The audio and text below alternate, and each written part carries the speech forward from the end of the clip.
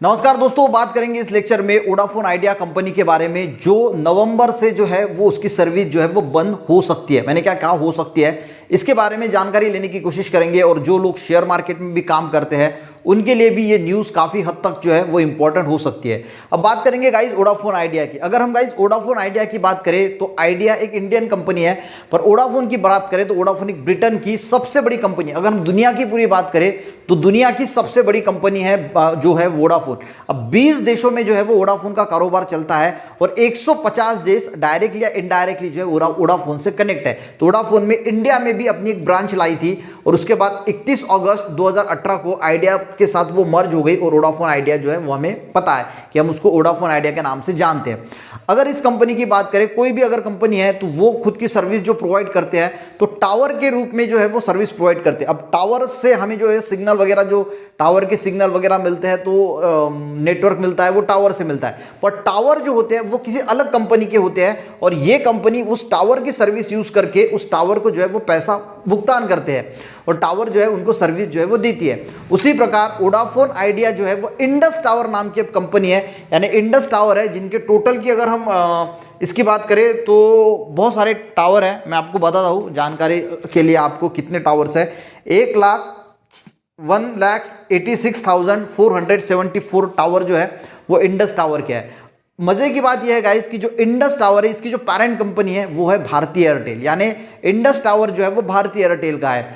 अब idea Vodafone जो है वो इंडस टावर को यूज करता है। जो टावर आपने देखे होंगे वो टावर एक्चुअल में इंडस टावर के होते हैं और इंडस टावर जो है वो आइडिया वोडाफोन से पैसा लेके उनको जो है उस टावर से जो है वो सर्विस प्रोवाइड करते हैं। अब गाइस जो पैसा है वो 7,000 करोड़ रुपए इंडस टावर को वोडाफोन आइडिया से लेना था, पर वोडाफोन आइडिया जो है वो बहुत लेट हो रही है और इसीलिए इंडस टावर ने कहा कि बस अब हम ज़्यादा जो है वो इसको एक्सटेंड नहीं करेंगे। अगर आपने लास्ट अक्टूबर में, यानी अक्टूबर के लास्ट तक अगर ये हमारा 7,000 करोड़ का जो पेमेंट है वो नहीं दिया तो नवंबर महीने से जो है वो हम आपकी जो सर्विस है उसको रोक देंगे। बात समझ में आएगी। अगर गाइज 7,000 करोड़ इंडस टावर को वोडाफोन आइडिया नहीं देती अक्टूबर लास्ट तक तो उनकी सर्विस जो है वो स्टॉप कर देगी जाएगी। अगर हम इंडिया की अगर हम बात करें तो 25 करोड़ लोग जो है वो वोडाफोन आइडिया का जो है वो सर्विस यूज करते हैं। सबसे ज़्यादा 32 करोड़ जो है वो रिलायंस के, जियो के है, उसके बाद भारतीय एयरटेल है और उसके बाद जो है वो आइडिया के लोग जो है वो सर्विस जो है वो यूज़ करते हैं।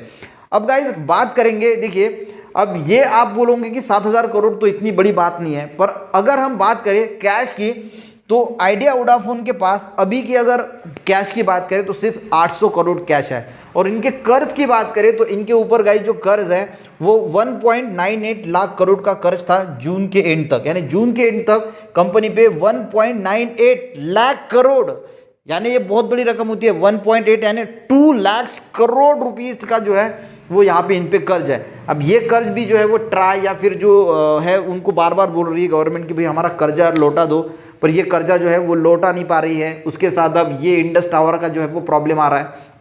आपने 1-2 दिन में गौर किया होगा कि जो वोडाफोन आइडिया का जो शेयर मार्केट में जो स्टॉक है उसकी प्राइस भी गिर गई थी।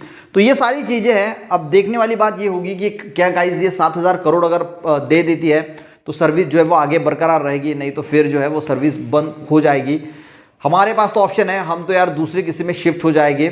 पर स्टॉक मार्केट की अगर हम बात करें तो स्टॉक मार्केट में जिन लोगों ने वोडाफोन आइडिया के शेयर परचेस करके रखे हैं तो वो, मैं ये नहीं बोलता कि आपको क्या करना चाहिए, तो आप ज़रा सोचिए कि आने वाले फ्यूचर में क्या हो सकता है और हिसाब से जो है वो परचेस करना, सेल करना, उसके बारे में ज़रा ज़रूर सोचना। तो अगर जानकारी अच्छी लगी गाइस तो वीडियो को एक लाइक ज़रूर कीजिएगा, लोगों को भी शेयर कीजिएगा।